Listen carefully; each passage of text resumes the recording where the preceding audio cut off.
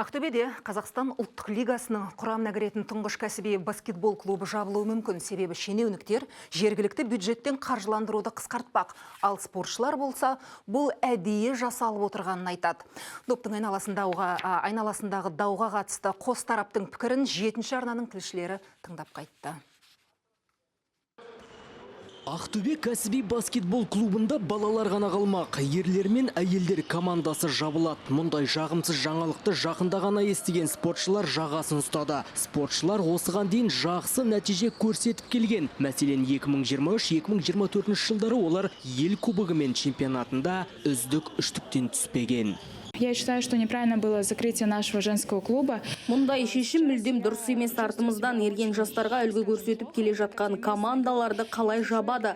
Мен ұлттық лигада өз қаламның атын шығарғым келеді. Біздің қыздар құрамасы небәрі 2 жылда талай жүлделі орынға ие болды. Бұл мәселе облыстық мәслихаттың сессиясында қаралған. Есеп берген депутаттардың бірі клубтың жетістігіне көңілі толмайтынын айтып, легионерлер бар екендігін тілге тиек еткен. Сондықтан бюджетті 330 миллион теңгеден 90 миллионға дейін қысқарту керек деп бастама көтерген. Ал шенеуніктер арасында бұл бастама қолдау тапқан. Действительно, по баскетбольному клубу. Расында ерлер құрамасы ешқандай нәтиже көрсетіп жүрген жоқ. Сондықтан осыны ескере келе біз кәсіби клубқа бөлінетін бюджетті қысқартып, қаржыны балалар командасына салсақ.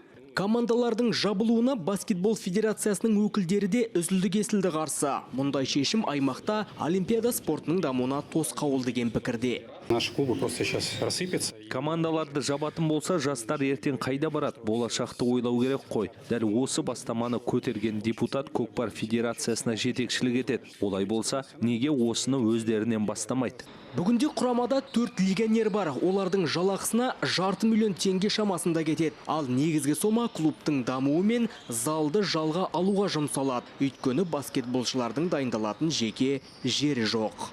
Самат Қайырденұлы, Елмира Ержанова, Азамат Көбегенов, Ақтөбеден 7-ші арна.